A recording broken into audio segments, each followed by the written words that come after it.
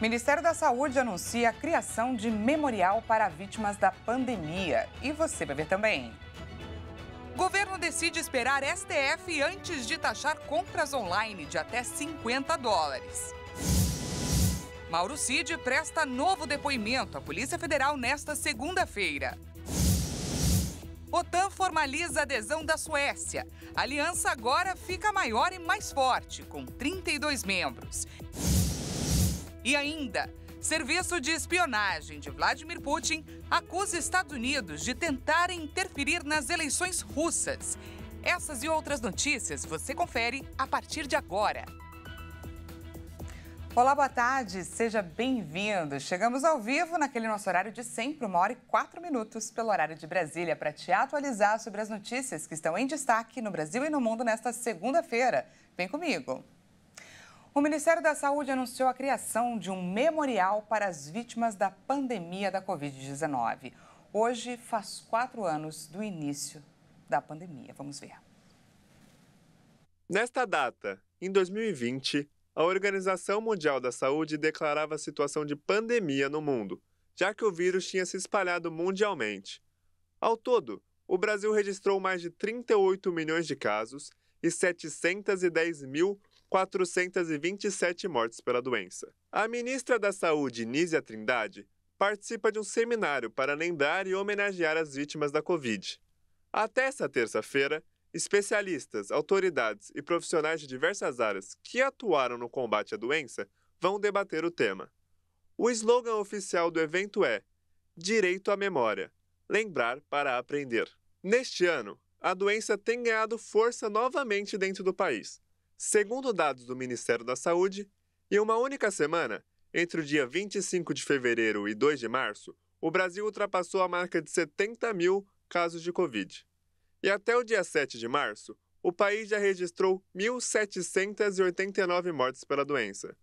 Segundo dados do governo federal, São Paulo, Rio de Janeiro, Ceará e Minas Gerais concentram o maior número de óbitos desde o começo da pandemia. O Ministério da Saúde informou que cerca de 518 milhões de doses foram aplicadas desde o começo da imunização nacional. Mais de 33 milhões de pessoas receberam a dose de reforço com a vacina bivalente, só que mais de 32 milhões de brasileiros não completaram nem o esquema primário de vacinação contra a Covid. Mudando de assunto, o tenente-coronel Mauro Cid vai prestar um novo depoimento à Polícia Federal nesta tarde em Brasília. A oitiva acontece um mês após a Polícia Federal deflagrar a Operação Tempus Veritatis. O ex-ajudante de ordens do ex-presidente Jair Bolsonaro, o tenente-coronel Mauro Cid, vai ser ouvido depois de a corporação registrar os depoimentos dos ex-comandantes do Exército e da Força Aérea Brasileira, o general Freire Gomes e o tenente-brigadeiro Batista Júnior. Após a Operação Tempus Veritatis, deflagrada pela Polícia Federal em fevereiro, ao menos 23 pessoas já foram chamadas para prestar depoimento sobre a investigação. De acordo com o inquérito, uma suposta minuta, considerada golpista pela PF, previa não só novas eleições após a vitória do presidente Lula nas urnas, mas a prisão dos ministros Gilmar Mendes e Alexandre de Moraes, do Supremo Tribunal Federal e do presidente do Senado, Rodrigo Pacheco. Neste novo depoimento, o objetivo da Polícia Federal é esclarecer as dúvidas sobre mensagens encontradas nos celulares e documentos de Cid e pontos ainda em aberto após as dezenas de depoimentos. Mauro Cid fechou um acordo de delação premiada, mas o acordo pode ser cancelado se ficar comprovado que mentiu ou ocultou provas durante seus depoimentos. A defesa de Cid garantiu que Cid está à disposição e tranquilo. O governo federal vai esperar o Supremo Tribunal Federal antes de taxar as compras online de até $50. A corte deu prazo de 10 dias para receber todos os detalhes a respeito do e-commerce. O ministro da Fazenda, Fernando Haddad, deve aguardar a posição da Corte Suprema sobre o desenrolar da ação contra a isenção de imposto de importação para bens de pequeno para definir uma nova alíquota para o comércio eletrônico. Uma ação direta de inconstitucionalidade que trata do tema foi protocolada no STF no fim de janeiro pelas Confederações Nacionais da Indústria e do Comércio. O governo e o Congresso devem prestar informações sobre o assunto ao Supremo até a próxima semana. Na sequência, a Advocacia-Geral da União e a Procuradoria-Geral da República devem ter 5 dias para análise e manifestação sobre a medida. O imposto de importação em compras internacionais era de 60%, mas com pouca ou nenhuma fiscalização. Em agosto do ano passado, o governo zerou provisoriamente esse imposto para compras de pequeno valor, de cerca de R$ 250 destinadas a pessoas físicas no Brasil. Além do imposto federal, a incidência do imposto sobre a circulação de mercadorias e serviços de competência estadual sobre compras de qualquer valor feitas no exterior. Esse ano tem eleições municipais e quem vai tirar o primeiro título, regularizar ou fazer transferências de domicílio precisa se apressar. Os eleitores têm menos de 2 meses de prazo para esses e outros serviços. Os eleitores que quiserem exercer o direito do voto nas eleições municipais de 2024 precisam ficar atentos aos prazos. Eleitores que já têm cadastro biométrico podem regularizar a situação eleitoral, solicitar transferência de domicílio e atualizar dados cadastrais até o dia 8 de maio. Jovens que completam 16 anos até a data da eleição também podem cadastrar sua biometria e tirar o primeiro título eleitoral para participar do pleito deste ano. Esse é o momento de resolver qualquer pendência. De acordo com a lei das eleições, nenhum requerimento de inscrição eleitoral ou transferência pode ser recebido dentro dos 150 dias anteriores à data da votação. De acordo com a Constituição Federal, o alistamento eleitoral e o voto são obrigatórios para maiores de 18 anos e facultativos para pessoas analfabetas, maiores de 70 anos e jovens de 16 e 17 anos. Para garantir a participação na escolha de quem vai ocupar os cargos de prefeito, vice-prefeito e vereador no seu município, o eleitor precisa acessar o serviço online da Justiça Eleitoral e fazer a solicitação. Para quem não possui cadastro biométrico na Justiça Eleitoral e quer iniciar o pedido pela internet, fique atento ao prazo. Vence no dia 8 de abril. O cadastro biométrico é gratuito e rápido de fazer. Seguimos ao vivo, agora 1h11 pelo horário de Brasília. Nessa segunda-feira, o Instituto Nacional de Meteorologia, o IMET, emitiu um alerta amarelo de perigo potencial para a onda de calor para boa parte da região sul do Brasil, Mato Grosso do Sul e também São Paulo. Fazia tempo, não fazia, que a gente não falava de onda de calor. Não que as temperaturas estejam amenas, longe disso, mas dessa vez trazemos a notícia de que uma onda de calor parecida com aquelas que tivemos em novembro e também em dezembro chega hoje e promete levar as temperaturas no sul, centro-oeste e sudeste do país e, detalhe, em até 10 graus acima do normal. Para a gente entender melhor o que devemos esperar nesses próximos dias, esse é o tema da nossa entrevista de hoje.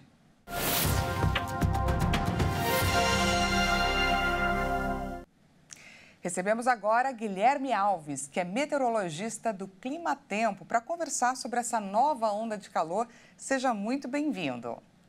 Tudo bem?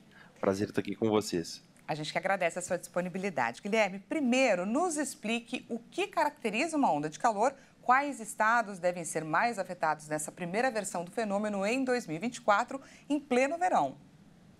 Então, a gente tem a estabilização dessa onda de calor, né, começando hoje, e onda de calor, né, definido pela Organização Meteorológica Mundial, é quando as temperaturas permanecem 5 graus acima da média por pelo menos 5 dias consecutivos, tá? Por isso mesmo que a gente, quando definiu onda de calor, né, que a gente noticiou isso, né, a gente tomou esse cuidado, né, para pegar esses limiares definidos pela Organização Meteorológica Mundial, para a definição de onda de calor. E sempre é importante frisar, né, que a literatura ela não é homogênea nessa definição, né? A gente segue o padrão da OMM porque é a nossa reguladora, pode-se dizer assim, né? Tá certo. E o que a gente pode esperar? Quais serão as regiões mais afetadas? E essa fala, por exemplo, de 10 graus até 10 graus acima, a gente pode esperar por isso mesmo? Ou estão alarmando Então, demais? Então, geralmente nessa época do ano, tá? A gente começa por uma transição pro outono, né? Consequentemente, a gente já tem menos radiação solar incidindo, consequentemente, o dia já está mais curto e as temperaturas médias para março já são mais reduzidas, né? Então, consequentemente, quando vem uma onda de calor como essa, significativa, que eleva as temperaturas acima da média, né, a gente já fica um pouco assustado, né? Então, essa onda de calor, ela se estabilizou principalmente sobre a Argentina, tá? E ela foi se deslocando ali, está se deslocando para o Brasil e principalmente a faixa oeste do Rio Grande do Sul, oeste de Santa Catarina, né, oeste do Paraná e também sul do Mato Grosso do Sul, centro-sul do Mato Grosso do Sul, tem essa característica de temperatura 5 graus acima da média durante os próximos 5 dias. A possibilidade de algumas regiões, né, como o Brasil tem uma grande variabilidade geográfica, atingirem valores significativos de temperatura, chegando a 37, e não se descarta chegar a 40 nas regiões mais extremo oeste dessas regiões, que estão mais próximo do centro dessa massa de ar quente, né? Então, consequentemente, a gente pode ter sim umas temperaturas bem significativas, próximo dos 40 e até de 40 em algumas regiões brasileiras, mas ressalto, as que estiverem mais próxima dessa massa, do centro dessa massa de ar quente, né? Nas faixas mais oeste desses estados e na faixa mais sul ali da região do Mato Grosso do Sul. Para as outras regiões brasileiras também, pegando no macro, né, a gente tem, não entra nesse limiar definido pela Organização Meteorológica Mundial de 5 dias consecutivos com temperaturas 5 graus acima da média, mas a gente vai ter característica de onda de calor, ou seja, as temperaturas vão se elevar, né, mas não atingem o limiar para ser definido como onda, né, mas terão características de onda, sim, com temperaturas bem elevadas, 2 a 3, de 3 a 5 graus, né, acima da média em amplas regiões brasileiras. Bom, o mês de março já é conhecido como mês chuvoso, já diria a música, são as águas de março fechando o verão. Eu gostaria de saber se essa onda de calor pode trazer um nível preocupante, que traga, de repente, mais tempestades do que o normal nesse período. Então, geralmente quando a gente pensa, né, num período quente, pensando num país majoritariamente tropical, a gente pensa em pancadas de chuva, porque, querendo ou não, se a gente tem umidade, a gente pode ter pancadas de chuvas mais intensificadas, né? E a gente não descarta a ocorrência de pancadas de chuva, mas a tendência é que esse período seja bem seco mesmo, tá? Seja de temperaturas bastante elevadas, né, com pouca chuva, né, e então todo cuidado, né, principalmente com relação aos dias muito quentes. A gente sabe que esses dias mais quentes a gente fica mais cansado, usar roupas mais leves, né, porque tomar cuidado com o protetor solar também, principalmente nos horários ali entre às 9 horas e até às 16, né, que a gente tem uma maior radiação solar, pode dizer assim, tomar cuidado, usar chapéu, usar óculos, porque a gente sabe que a gente vai passar por um período bem quente, né, porque, como eu ressaltei, né, essa onda de calor, essa massa de ar mais quente, ela se estabiliza e fica ali atuando durante vários dias, né, vai atuar com a gente aí durante vários dias, então, consequentemente, todo cuidado é pouco. Pois é, falando em cuidado, beba bastante água, você que está aqui assistindo a gente. Bom, estamos ainda longe, mas a gente aqui gosta de se preparar psicologicamente. Então, aproveita a sua presença aqui para te perguntar sobre o outono. Ele está aí previsto para chegar oficialmente no dia 20 de março e é uma estação marcada por temperaturas mais amenas, fazendo aí uma transição entre o verão e o inverno. Então, o que a gente pode esperar sobre o outono com a influência do El Niño? Então, o El Niño ele tem por característica deixar as temperaturas um pouco acima da média, tá? E ele, só que ele tá, a gente pensando assim na evolução do sistema, a partir do meio de fevereiro, ele já começou a entrar no seu período de queda, pode dizer assim, né? Há poucos dias atrás, a própria Organização Meteorológica Mundial, né, divulgou uma nota, né, que a tendência é que ele siga atuando até pelo menos maio, abril ali, né, mas com 60% dessa chance ocorrer. Ele já está caindo, ele já está perdendo intensidade, mas ele segue, né, predominando e atuando no sistema. E o que ele faz, né, no Brasil? Ele deixa a circulação para a América do Sul mais seca e, consequentemente, deixa essas temperaturas um pouco acima do normal. Mas como ele já está caindo, ele já está perdendo intensidade, essa influência dele no Brasil, né, é mais fraca, né? Então, mas a gente tem que pensar, né, que a gente está caminhando para o outono. Agora, consequentemente, as temperaturas vão reduzir, sim. A gente vai ter temperaturas um pouco mais confortáveis, pode-se dizer assim, né, pensando, né, que a gente tem uma transição bem significativa para o inverno, né? A gente começa a temperatura a cair gradativamente, não é aquela queda brusca, né?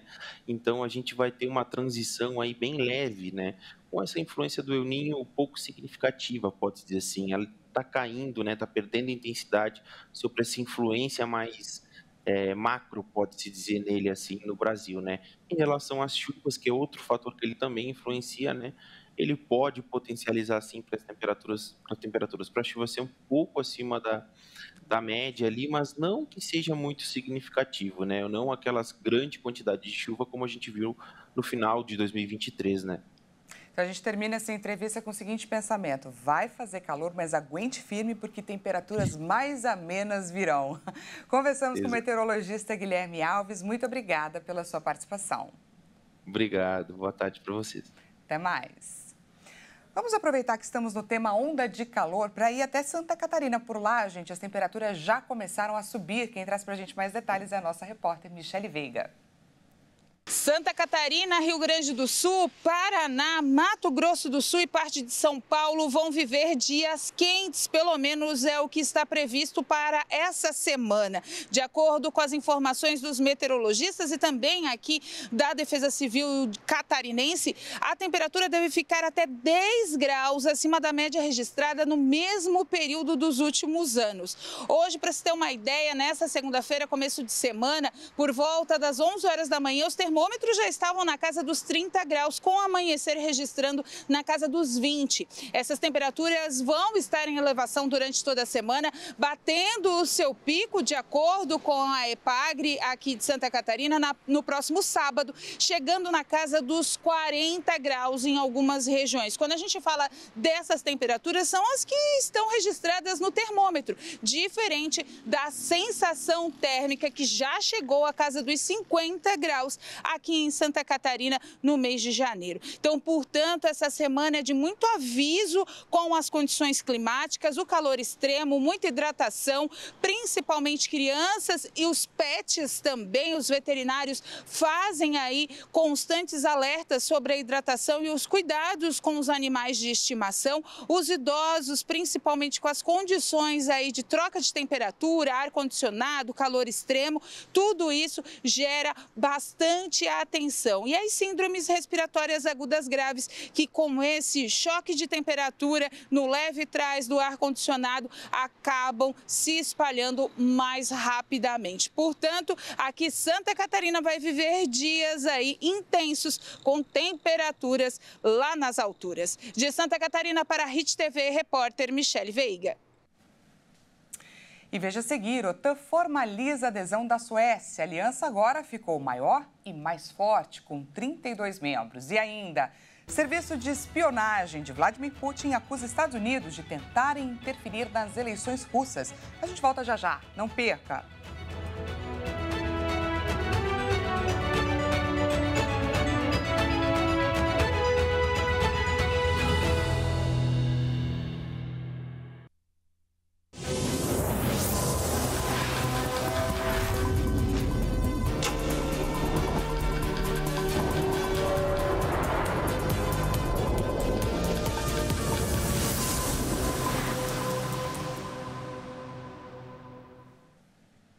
Seja bem-vindo mais uma vez, nós estamos de volta e ao vivo, agora 1h20 pelo horário de Brasília. Voltamos com mais destaques para compartilhar com você.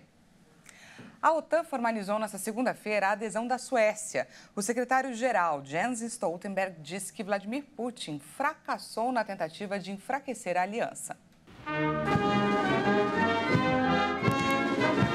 A bandeira da Suécia foi hasteada nesta segunda-feira na sede da OTAN em Bruxelas, em uma cerimônia que formalizou a adesão do país como 32º Estado-membro. O secretário-geral da Aliança Militar, Jens Stoltenberg, e o primeiro-ministro sueco Ulf Kristersson compareceram ao evento. Momentos antes da cerimônia, Stoltenberg disse que a adesão da Suécia à OTAN torna a aliança militar transatlântica maior e mais forte. Quando o presidente Putin lançou sua invasão de larga escala à Ucrânia há 2 anos, ele queria menos OTAN e mais controle sobre seus vizinhos. Ele queria destruir a soberania da Ucrânia como um Estado, mas ele falhou. A OTAN está maior e mais forte, e a adesão da Ucrânia está mais perto do que antes. Stoltenberg destacou também que a Suécia assumiu o seu lugar de direito na mesa da OTAN sob o escudo protetor do artigo 5 do Tratado Fundador da Aliança sobre Defesa Recíproca. Visto como um pilar fundamental da OTAN, o artigo prevê a obrigação de cada país da aliança prestar ajuda em caso de ataque contra um ou mais dos seus membros. A Suécia decidiu em fevereiro de 2022 deixar de lado praticamente 2 séculos de neutralidade e se candidatar à adesão à OTAN após o início das operações russas em território ucraniano. O Serviço de Inteligência Estrangeira da Rússia, SVR, que é sucessor da KGB, acusou os Estados Unidos de tentarem manipular as eleições no país. Segundo a organização, Washington tem planos de lançar um ataque cibernético na votação online. Putin alertou o Ocidente sobre suas preocupações. Segundo ele, o Serviço de Inteligência Estrangeira da Rússia o teria avisado sobre interferências americanas nas eleições. Segundo o presidente, o governo de Joe Biden teria preparado seus principais especialistas de TI para realizarem um ataque cibernético durante as eleições, o que tornaria inviável a contagem de uma quantia significativa de votos. Recentemente, o Kremlin disse que a Rússia não se intrometerá nas eleições americanas de novembro, mas a SRV ainda teme que o contrário possa acontecer. Nenhuma prova foi apresentada sobre o caso e Washington ainda não se manifestou sobre. E para encerrar o jornal de hoje, vamos viajar rapidamente até Tampa, na Flórida. A cidade, gente, também conhecida por Tampa Bay, graças à sua bela baía, é um grande centro comercial da Flórida. As paisagens por lá são marcadas pelo verde, pelas árvores, além de rios e lagos. Fantástico, não é? É com essas imagens que a gente encerra o nosso jornal de hoje. Essa edição fica por aqui. Muito obrigada pela sua companhia. Daqui a pouco, Caroline Povoleri chega com mais notícias para você, 1h50. Não perca, até lá.